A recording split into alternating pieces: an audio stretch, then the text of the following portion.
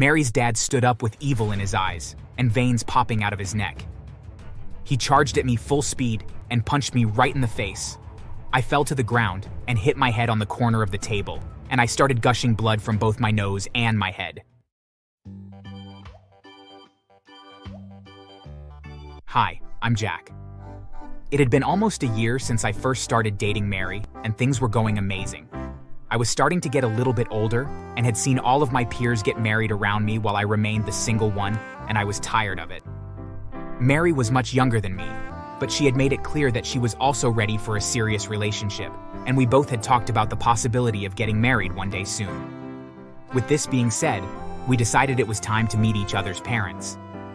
My parents are extremely kind and loving and accepted her with open arms, but almost the exact opposite could be said about her parents. She had told me growing up that her father was extremely strict, but he loved her more than anything. He would always act very nasty towards her boyfriends and seemed like he wanted her to be his little girl forever, which rubbed me the wrong way if I'm being honest. I mean, I understand being close with your daughter, but why would you be so against her growing up and being an adult? It seemed pretty weird to me, but whatever. Despite these harrowing stories, I was excited to go meet my potential wife's parents. When we arrived, I got this really nervous feeling in my stomach, which told me something might go terribly wrong. I ignored this feeling and chalked it up to nerves. When we stepped inside, her dad glared at me with rage in his eyes.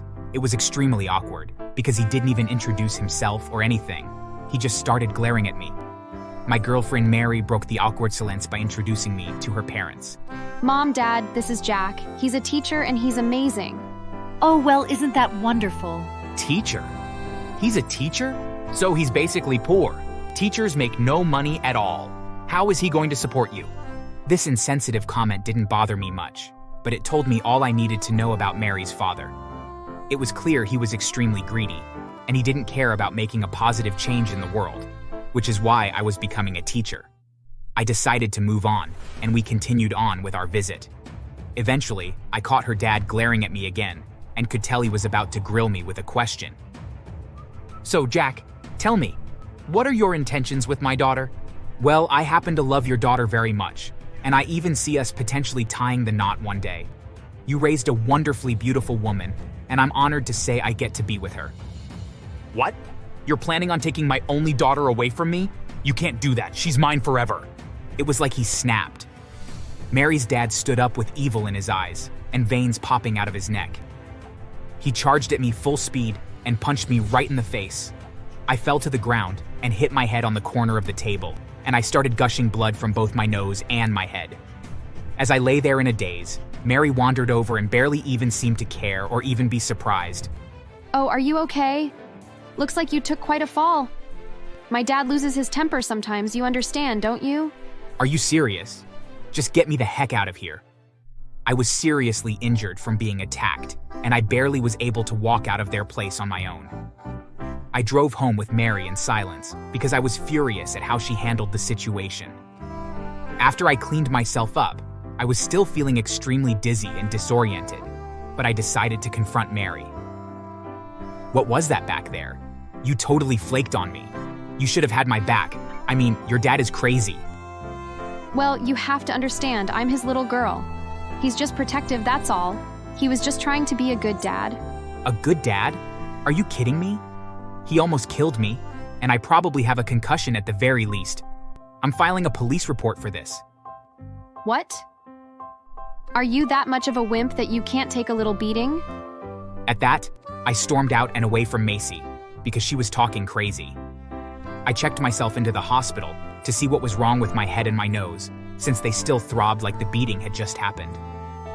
The doctors revealed to me that not only was I concussed, I had minor brain damage and my nose was broken. I was infuriated. I wasn't going to let him get away with this. I had to file a police report. I recalled Mary telling me that her dad was some big-time lawyer and that he relied heavily on his public image to get clients. I decided that I would seek my revenge in ruining his practice. First, I went to the police station and filed a report, and brought my medical evidence as proof as well. The police told me my best course of action would be to sue Mary's father for the beating, since there was nobody who would help testify against him. I hired the best lawyer in my town, and we began working together to bring justice to that evil man. My lawyer spent a couple of days following Mary's father around, and he discovered that he had some dark secrets of his own. It turns out that Mary's father's bad temper wasn't only towards Mary's love interests, but to Mary's own mother as well. Every night, Mary's father would beat Mary's mother for no reason at all. My lawyer successfully got picture evidence of this abuse, and we stored it safely away. Finally, it was time to come after Mary's father hard. In the courtroom, my lawyer presented the evidence to the judge, and we ended up winning the case. Mary's father was forced to pay $100,000 to me for my suffering, which more than covered the expenses of the hospital bill. Well, I can see you are a weak little man who had to resort to suing me, huh? Don't get too comfortable. I'm not even close to being done. I got permanent brain damage from your beating, you know that? I'm going to burn you to the ground. I'd like to see you try. The very next day, I began tracking down each and every one of Mary's father's clients, and one by one, I sent the evidence of his abuse to them. They were all disgusted with their lawyer's actions, and they fired him immediately. It was at this point that I heard from Mary for the first time in a couple of days. She showed up to my door and was furious. Are you kidding me? You sued my dad and made him lose a bunch of clients? I thought we could work past this. Absolutely not, Mary. You didn't support me when I needed it the most. Me and you are finished. Now get the heck out of my life. But first, I have something I think you might want to see. I showed Mary the picture proof of her father abusing her mother, and she broke down into tears. Her attitude suddenly completely changed about her dad, and even apologized and asked to get back together, to which I politely declined. I believe she showed her true colors that day, and I didn't want anything to do with her. Even now that Mary was gone for good, I still didn't feel completely satisfied. I decided that the only thing left for me to do would be to release the proof of his abuse to the internet and let them deal with it. I posted the picture evidence along with my entire story, and it went completely viral. It got almost 1 million hits in only one day, and people were furious. One of the furious people happened to work for the state and saw to it that Mary's father would be disbarred, meaning he would never be allowed to work as a lawyer ever again. Afterwards, angry internet trolls leaked his address, and people began vandalizing his house, which he could not repair because he had no money from being sued, and was not making any new money because he no longer had a job. Because his house was pretty much destroyed, he was forced to move to a tiny apartment with a bug infestation and barely had enough money to feed himself and Mary's mother. But finally, it was at this point when Mary's mother gathered up the courage to leave her abusive husband, and she left to start a new life and meet new people who would treat her right. As Mary's father began to starve, he tried to steal from a local grocery store, where he was caught and brought to jail. When the judge saw he was an abusive man, he decided not to give him a second chance and sentenced him to 2 years in prison for shoplifting. I've heard that Mary no longer speaks to her father at all, but now has an amazing relationship with her mother as they heal from their abusive father. I can't say I feel too bad for Mary's father, since I have no remorse for a scumbag who hits women. But what do you think? Do you think I went too far?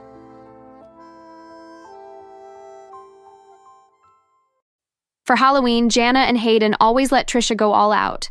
But for me, they gave me a budget of just $10 to pull something together. This wasn't even remotely close enough to how much I need to get an actual costume. I've tried a few times every year to let them raise my budget by a few dollars, but nothing has worked. They also gave Trisha the brand new smartphone every time it came out. She never had to scream or beg for anything. Unfortunately for me, I was on my knees begging a few times for the cheapest flip phone available. Hey, I'm Sarah, and I'm so glad that the holiday season has finally come. I love the holidays, and I always make sure to go all out for the kids that I care for at my job. Though I seem all happy now, Christmas used to be a source of emotional pain for me. You see, my adoptive family was the cause of all of this trauma. I'll explain everything from the beginning to the end, all the way up to the moment that I left them. My parents, Jana and Hayden, used to love me very much. I knew that they had adopted me because Jana found out that she was infertile. Jana and Hayden always took me to theme parks and spoiled me like crazy. I was happy to live with parents that actually cared about me. But only about a few months after I had joined the family, Mom and Dad had a miracle. Jana became pregnant with a baby girl. After my baby sister Trisha was born, Mom and Dad were absolutely obsessed about her. My parents stopped spoiling me completely. They now did the opposite. When we went out, they'd get Trisha anything that she could ever want. However, they berated me if I even asked for the cheapest item available. Because I was only 5 when my sister was born, I was only upset and never understood why they would just suddenly refuse to get me anything. Now that I was older, though, it seemed perfectly clear. Everywhere we went, Jana would introduce Trisha as her miracle baby. Soon enough, my sister being the miracle baby became real old, though Jana didn't care at all. There was one time where my mom was supposed to just take us and our family's dog for a checkup, but spent 30 minutes talking about Trisha. I could tell that the veterinarian was pissed, but didn't want to say anything. Oh, hey, Susan. I don't think I've introduced you and my kids. This is Sarah, my beautiful daughter. And this is Trisha. Oh, she was my miracle baby. We had Sarah because I didn't think it'd be possible for me to have a child of my own.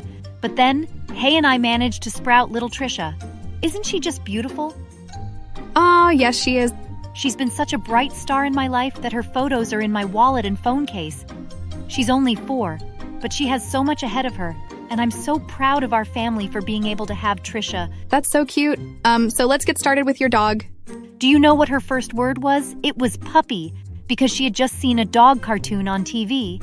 Isn't that the cutest? Yes, Jana. So the dog... She ended up liking puppies so much that we got her one.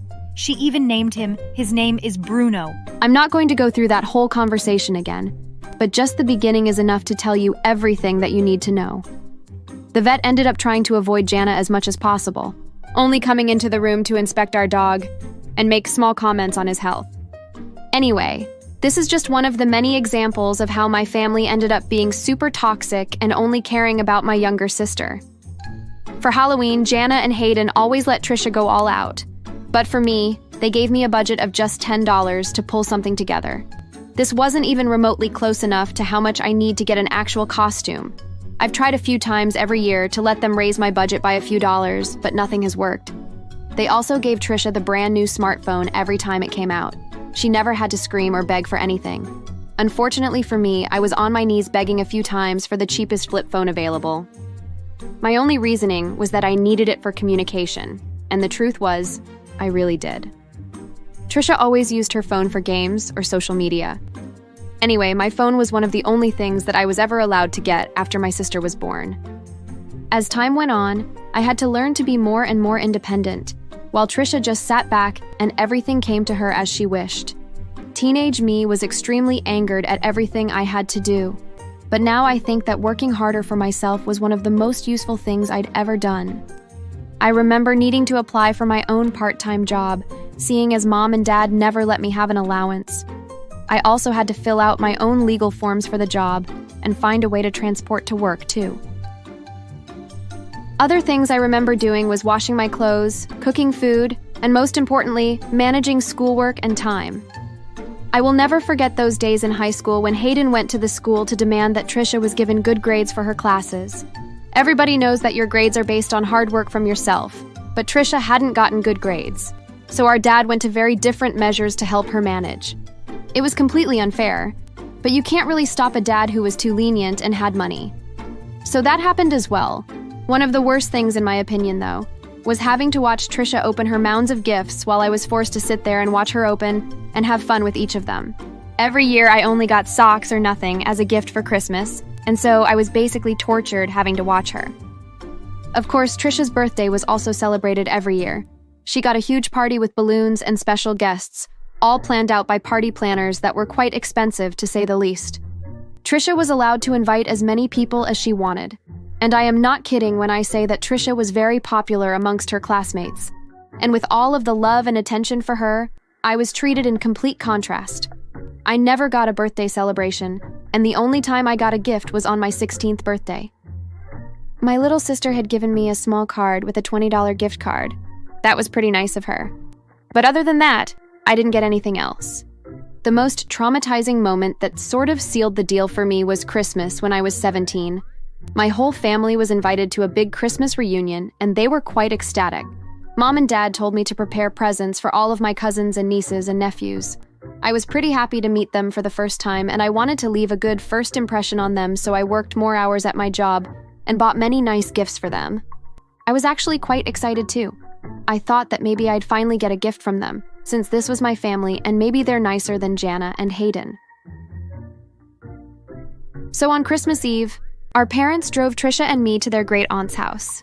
She was very rich, and I only found this out because we drove into the driveway of a huge mansion. I still remember lugging all of the gifts I had with me to the house. My sister did too, but someone soon came over and helped her with carrying her presents. We went inside and there were way more people than I expected.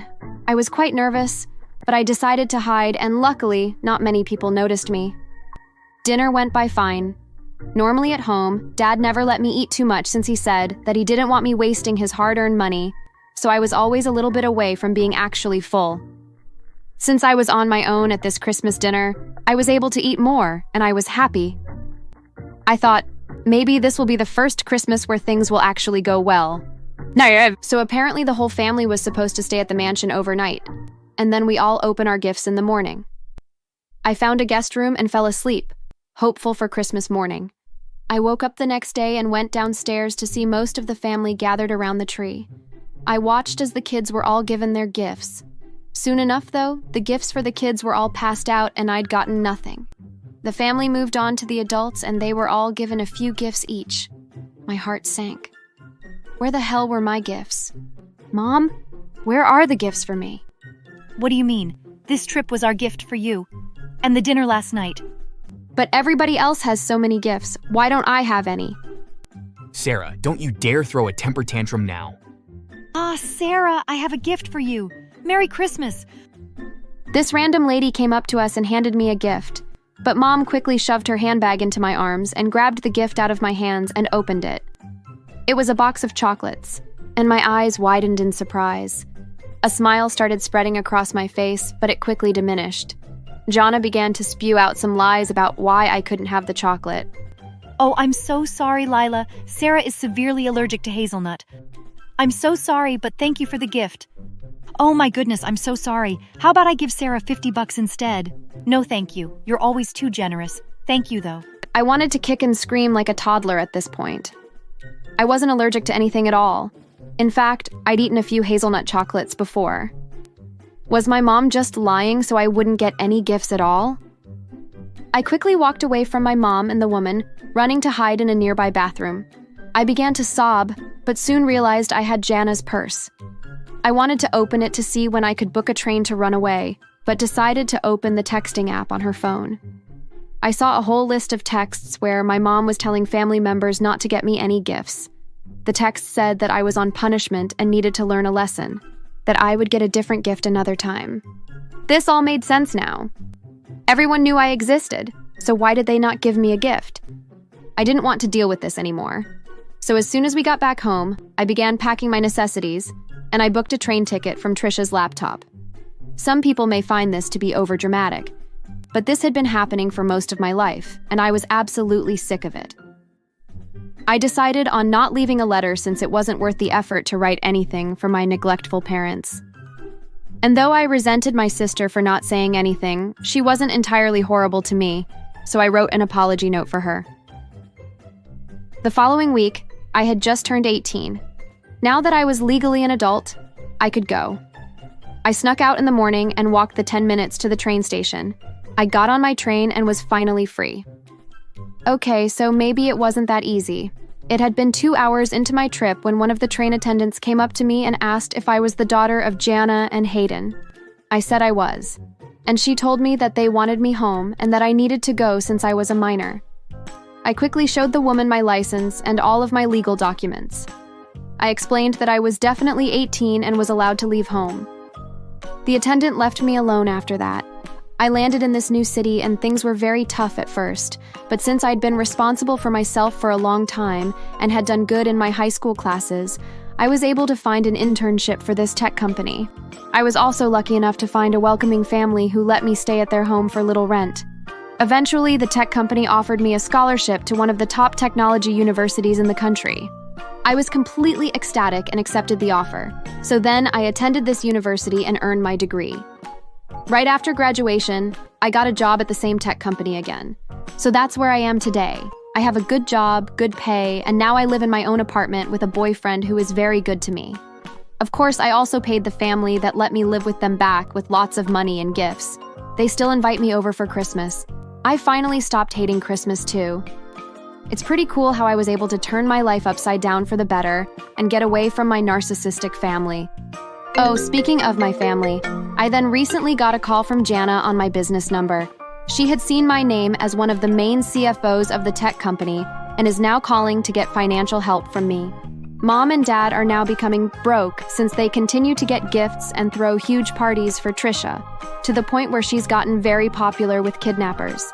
Apparently, my parents were also asking for money because of Trisha. She'd been kidnapped and my parents had to pay the ransom money. But then, when Dad went to pick Trisha up, the kidnappers thought that Hayden had alerted the police and beaten him up until he needed to go to the hospital. I was annoyed, since Mom only called me to pay for hospital bills and to pull them out of debt. I instantly smirked and responded to her in a very cold manner. Well, you're on punishment now. I can't give you anything. Isn't that what you told all of my aunts and uncles many years back? See how it feels now? I can't be helping someone that hasn't been there for me for so many years. Bye, Mom. Tell Trisha that I miss her. I ended the call there, and I've gotten text messages from both of my parents and Trisha, but I never responded to any of it. My boyfriend says I was a little too harsh to them, but I don't think so. I would never want to let them leech my money for something that doesn't even benefit me at all. But what do you think? Thank you for listening.